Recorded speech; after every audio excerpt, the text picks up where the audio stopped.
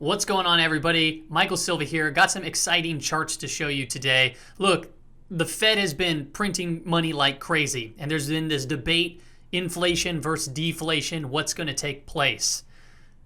Look I'm going to only share with you some hard facts, and by facts I mean charts. It's data, it's real life data.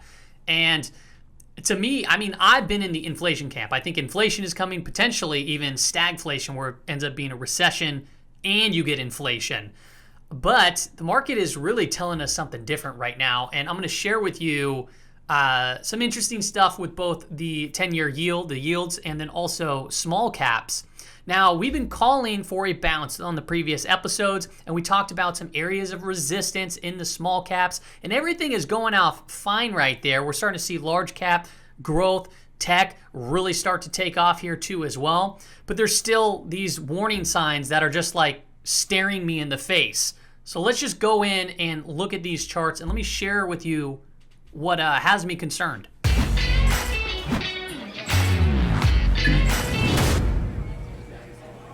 All right, everybody, welcome back to the computer. So this right here is a chart of some yields, right? We have the long-term yields, we have the 30 in the black, we have the blue that's a 10-year, then we have the 5-year, 3-year, and we even have the 3-month down here too. So I just have them all, they're stacked up here. When they start crossing around, they get inverted. So I just like looking at all the yields through this lens, through this chart.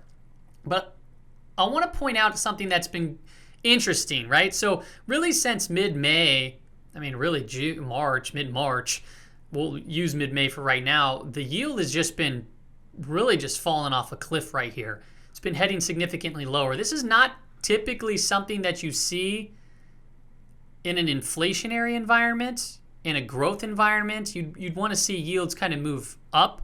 And it does seem with the 10-year moving down, that's the one in the blue, it's almost as if it's telling us that the bond market is believing this transitory narrative from the Fed. From a charting perspective, I do find it interesting that really, back here in December, I should have brought it out more in 2020, you can see that the 10-year and the 30-year started sloping down before the pandemic. And I'm going to show you some interesting charts also leading up to the pandemic that has to do with small caps.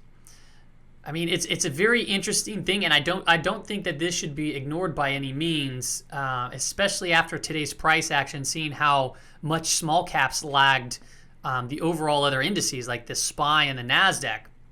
Okay, so the 10-year's just been dropping. It's been putting in lower highs and lower lows, signaling that it could be potentially a deflationary type of pulse coming. And what I want to show you is this chart is the percentage of the last 46 days of both the S&P 500 broad market, and we're looking at mid and small cap stocks too. And you can just see here how much small cap is pretty much lagging the overall market.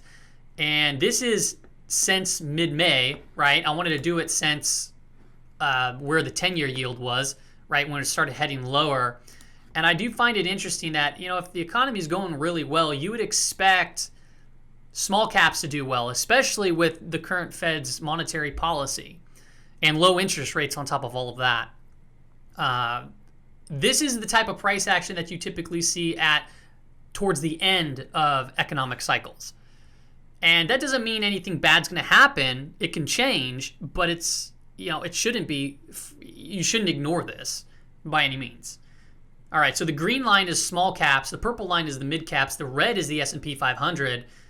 Since the 10-year yield really started falling, look at small caps. We're down 2.4%. The overall market is up 5.8%. That's a big divergence.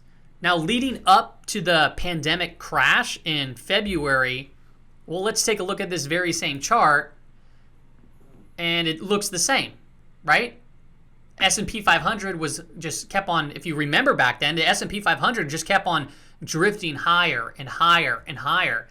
It was up within the same period of time, within the same length of time, 46 days, few months here, a month and a half, sorry, not 6 months. The S&P 500 was up 7.6% leading into March, right before the pandemic hit. And you could see here the small caps and mid caps, they were up, but they were lagging. I mean, that's a pretty large divergence, right? They put in the small caps had a high here and a lower high, whereas the S&P 500 had a high and a higher high. Okay? It's just interesting. Interesting price action, and we already pointed out that the yields really did the same thing too. I don't know what's going on underneath the surface, right? I mean, we can only look at what we can look at. And it really does seem to me like it's presenting some sort of news event to occur here suddenly out of nowhere. I don't know. IWM on the weekly time frame. This is also concerning, right? We cracked down through this trend line. We immediately got bid back up. That's sometimes very normal to see. And we came all the way back up to the weekly 5 EMA, and we're seeing a little bit of resistance there. So we're actually we're up on the week. What's going to be interesting to see is where the week closes, because it's only Thursday. We got tomorrow left too. And then we have this volatility pattern here. It's just in a very tight construct, and it's just been well respected.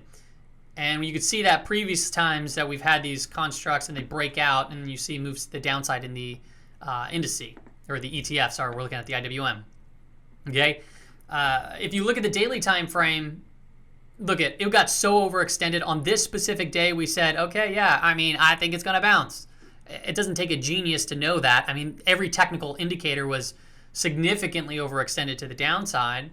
And then we bounced for 2 days. And where did we say we'd bounce to? Well, it was right around the moving averages and this previous high point, right? So, that's what happened. We came right into that area. It found some more supply, and we sold off today. Today was down 1.59%, which is a big difference between the other indices. And this right here is, I mean, you can call this a bearish engulfing. It can fall within that. Matching close to open, bearish engulfing. It's just about that. Basically, the psychology of these two candlesticks right here is just telling us that, hey, there's some bears hanging out right here. There's a lot of supply here. Can that be reverted? Yeah, it could be reverted back. We'll see what takes place. But it's not the greatest sign from a short-term perspective. Also to note, if you look at the RVX, which is the volatility of the Russell 2000, it printed on the daily time frame a nice little hammer candle, and hammer candles sometimes could they on this pullback, a hammer candle that typically says that, hey, volatility might come say hello to us again. Nothing's guaranteed, but that's what it could suggest.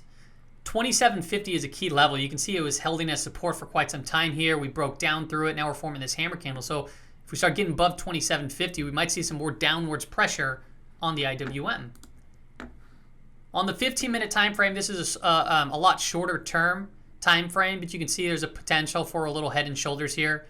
That breaks down and brings us to around 213 to 212, which makes sense. There's a previous area of support, little demand zone right there, so we'll see what happens. Price is above the 5-day moving average, so that's not that bad. We'll continue to watch this. It really does seem like small caps still have a lot of pressure to them, where the money is going to be flowing into the safer, larger mega cap tech stocks.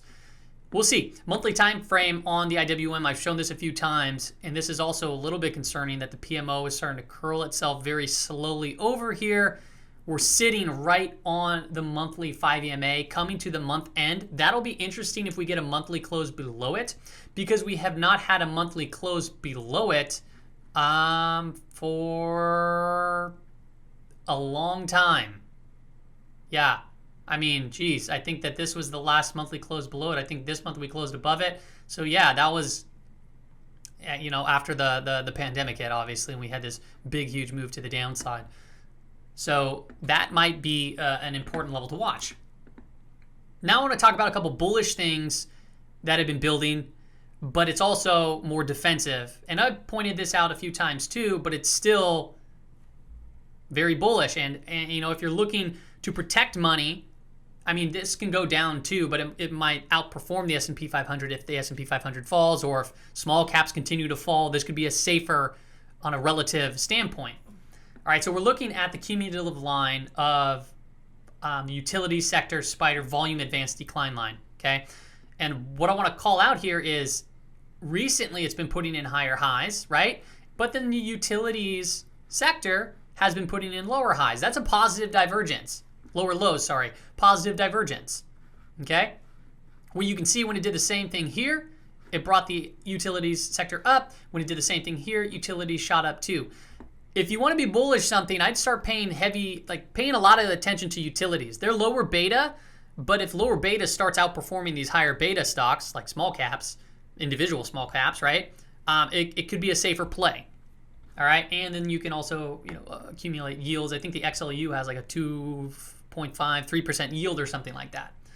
And then also, if you're looking at the candlestick perspective, you have a inverse head and shoulders potentially forming here. And then also what I found very interesting is if you pull up a on balance volume broke out to highs. Like it broke out through this resistance, it's moving higher. But utilities, the price action has not matched that yet. And this to me is just like it just seems like almost too easy. Like I feel like utilities are going to be breaking out and retesting this previous high at 67.50. The price right now is at around 64.50. So if we get a little bit more downside or even right around here, it still presents itself. I mean, you can get a few dollars per share gain right there if I'm right about that. This isn't investment advice. This is just my opinion. But it seems easy. I don't know. All right, everybody, that's all I got for you on today's episode. I wanted to present to you kind of just a little bit of my concerns that I've been seeing and something that probably should not be ignored as the yields continue to fall. Now, what could potentially happen is the yields might continue to rise, and then this reflation trade comes back into play, and then that changes the entire narrative. But as it stands right now, that is not what is happening. So pay close attention. See ya later. Yeah.